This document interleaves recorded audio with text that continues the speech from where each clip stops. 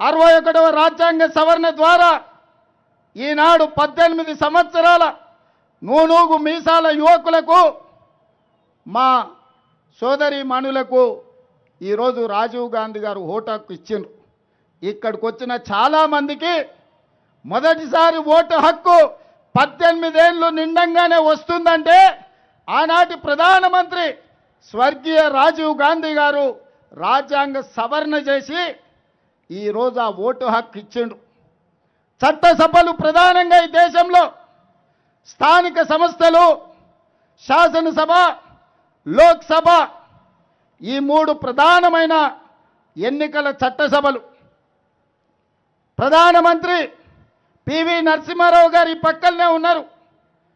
Rajiv Gandhi vote హక్కు ఇస్తే రాజ్యాంగాన్ని 73, 74వ సవరణ ద్వారా స్థానిక సంస్థలలో జిల్లా పరిషత్ చైర్మన్గా, పెద్ద పెద్ద నగరాలకు మేయర్లుగా 21 సంవత్సరాల వయసులోనే మేయర్లుగా, జిల్లా పరిషత్ చైర్మన్లుగా ఎన్నిక కావడానికి 21 సంవత్సరాలు పూర్తి చేసుకున్న యువతీ యువకులకు అవకాశం ఇచ్చిండ్రు.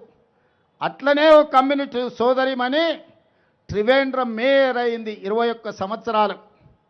ఇవాళ ఇంకా కొన్ని అంశాలను మీతో పంచుకోదలుచుకున్న యువమిత్రులతో. Eenadu IAS, IPS, IFS, civil services దేనికైనా 21 సంవత్సరాలు పూర్తయితే అర్హత సాధిస్తున్నారు. 35 సంవత్సరాల క్రితం మన తెలుగు అమ్మాయి శ్రీలక్ష్మి అనే అమ్మాయి ఆనాడు ఐఏఎస్ 21 సంవత్సరాలకే సాధించింది. ఈ మధ్యకాలంలో మహబూబ్నగర్ జిల్లా నుంచి డి అనన్య అనే అమ్మాయి 22 సంవత్సరాలకే ఐఏఎస్ సాధించింది. అంతెందుకు 32 సంవత్సరాల క్రితం ఇక్కడే ఎక్కడో డ్యూటీలో ఉన్నట్టున్నాడు తెలంగాణ రాష్ట్ర డీజీపీ సివి ఆనంద్ 22 సంవత్సరాలకు ఐపీఎస్ సాధించి ఈనాడు తెలంగాణ రాష్ట్రానికి డీజీపీగా కొనసాగుతున్నాడు. మరి వాళ్ళ మిత్రులారా, అసెంబ్లీ లోక్సభలో 25 ఏళ్ళు, శాసన మండలి రాజ్యసభలో 30 ఏళ్ల వయసు ఈరోజు ఎన్నికల్లో పెట్టిండ్రు. కానీ పక్కనున్న దేశాలు, జర్మనీ లాంటి దేశంలో, గ్రేట్ బ్రిటన్ లాంటి దేశంలో 18 సంవత్సరాలు పూర్తయితే చట్టసభలకు ఓడమే కాదు, ఆ దేశాలకు ప్రధానమంత్రులుగా లేకపోతే ప్రెసిడెంట్లుగా ఎన్నిక కావచ్చు. పక్కనే ఉన్న సింగపూర్లో 21 సంవత్సరాలు పూర్తి చేసుకుంటే ఆ దేశానికి ప్రధానమంత్రి కావచ్చు.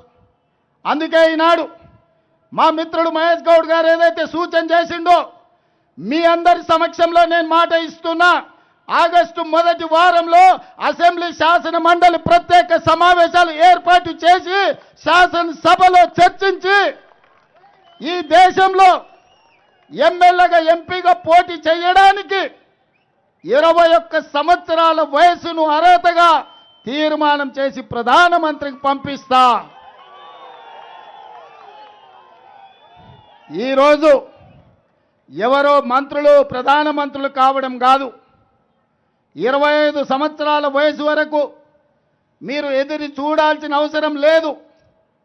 ఈరోజు జంతర్ మంతర్ వీధుల్లో ధర్నా చేయడం కాదు, లోక్సభ, రాజ్యసభలో మీ గళాన్ని వినిపించడం ద్వారా, మీ సమస్యల్ని లేవనెత్తడం ద్వారా ఈ దేశానికి ఆదర్శంగా ఉండే విధంగా ఈ దేశం నుంచి యువకులు ఈ దేశాన్ని పరిపాలించగలిగిన సత్తా ఈ యువకు ఇవ్వాలి అని తెలంగాణ శాసనసభలో తీర్మానం చేసి పార్లమెంటులో రాహుల్ గాంధీ, మల్లికార్జున్ ఖర్గే గారి నేతృత్వంలో బిల్లును ఆమోదించే విధంగా ఈనాడు కాంగ్రెస్ పార్టీ, మా ప్రభుత్వం ప్రయత్నం చేస్తుందని చెప్పి ఈ సందర్భంగా మీకు నేను మాట ఇస్తున్నా. మిత్రులారా, విద్యాశాఖ లేదా ఐటీ శాఖ అత్యంత కీలకమైన శాఖలు 60 ఏళ్ళలో, 70 ఏళ్ళలో, 90 ఏళ్ళలో కాదు, 21 సంవత్సరాలు నిండిన యువకులు ఈ దేశానికి మంత్రులైతే తప్పకుండా దేశ భవిష్యత్తు మారుతుంది, ప్రపంచంతో పోటీ పడతాం. ఈనాడు 543 మంది ఎంపీలు ఉంటే 1% కూడా జెన్జీ ప్రాతినిధ్యం లేదు. 1% లోపలనే ఈరోజు లోక్సభలో మీ ప్రాతినిధ్యం ఉంది. మీ జనాభా ఈ దేశంలో 30% ఉంది. 30% జనాభా ఉన్న జెన్జీ యువ కెరటాలకు చట్ట సభలలో ప్రవేశం కల్పించాల్సిన బాధ్యత ఈ ప్రభుత్వాల మీద ఉన్నది.